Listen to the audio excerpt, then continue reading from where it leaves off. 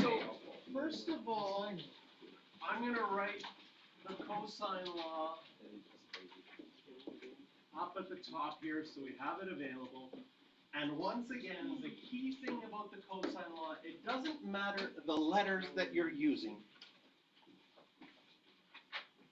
The cosine law, what's important is that the only big letter and little letter that repeat, the angle C has to go with the side C. So in our situation here in part A, first of all, you look at the triangle. If you have three pieces of information, you're going to be able to solve this triangle. Can you use SOHCAHTOA? No. In order to use SOHCAHTOA, you have to have a 90-degree angle. Can you use a squared plus b squared equals c squared? No. You should always check those first, because if you have a 90-degree angle, that's your easiest trigonometry to use. But we can't use SOHCAHTOA, we can't use a squared plus b squared equals c squared, not a 90-degree. Next, always check for the sine law first. The sine law you can use if you know an angle and its opposite side. The only angle we know is the 31. Do we know its opposite side? No. This is telling us we have to use the cosine law. If you've exhausted everything else, the cosine law is like the last line of defense, and we want to solve for this little p. It's opposite the angle. As far as the formula goes, if we're going to use the 31 degrees, then the p would have to be by itself on this side, so we can just write out p squared equals, now what's a and what's b? It doesn't matter. So we could put 10 squared plus 17 squared or 17 squared plus 10 squared. It wouldn't make a difference. Same thing when we're subtracting. You could put 10 times 17 or 17 times 10. It wouldn't matter. Cos. So just like the sine law, opposites go together. So this 31 was opposite the p. That's what the formula is telling you with the letters. Just that there's opposites. If you try to rewrite the formula with your new letters, you're going to cause yourself way too much confusion. And somebody else who's learning it that way, they're going to be like, oh, this is so hard. And you're like, actually, it's not bad. You just have to know that the opposites go together. And the nice thing about this big thing that's written, you can type that all into your calculator all at once. So I can write 10 squared plus 17 squared minus 2 times 10 times 17. I could put it in brackets times cos of 31. And I get p squared is 97.56. And go dot, dot, dot to say I haven't rounded yet. And then finally, to get p, I'm going to have to take the square root of my answer, 9.88. What did they ask us to round to? Nearest tenth. So it's going to be 9.9. Do we have units? Yes. Centimeters.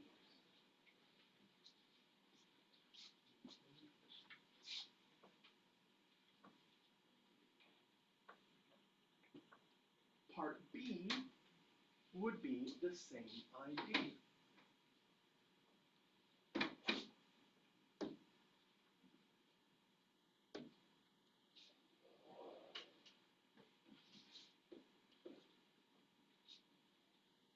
Again, I go through all of those options. I don't see the 90 degrees. I check if I can use sine law. I have the angle of 131, but I don't know the opposite side. So I have to use the cosine law. I'm finding this little p again. And so that goes with 131. My setup is going to be exactly the same. 10 squared plus 17 squared minus 2 times 10 times 17 cos of 131.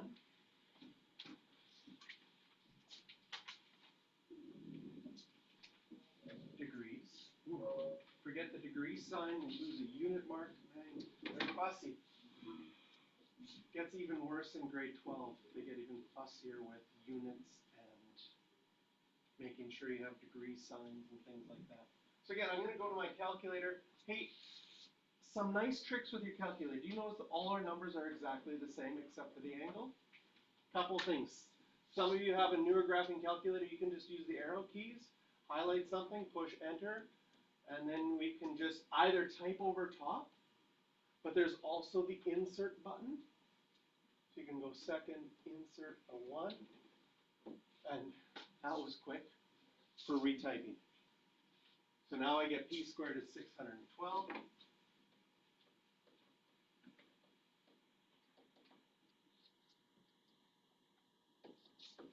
And if I square root that, do you see how last time I did square root of my answer?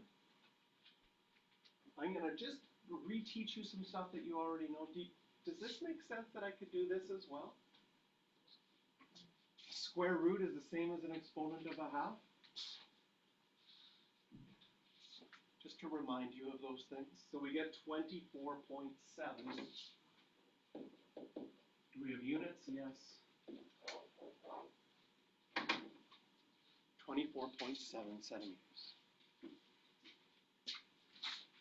A fact about triangles. This shouldn't be too amazing, but sometimes things that are like, once you're told them and they make total common sense, you're like, oh, yeah. If the angle is the biggest angle in the triangle, does it make sense that the side opposite it has to be the longest of all the three sides? The smallest angle will end up with the smallest side. So I can already tell you that angle Q is bigger than 31. It's probably like 32 degrees. Because angle P was 31 and we got 9.9. And this one's 10. So like mental math, I could say it's probably going to be 31.3 degrees. You're like, how do you figure that out so close? Well, just by the smallest side opposite the smallest angle. The biggest side will be opposite the biggest angle. It makes sense because the bigger the angle you make, the longer the opposite side is going to get. Okay, questions for practice on this one are 3, 4, and 6.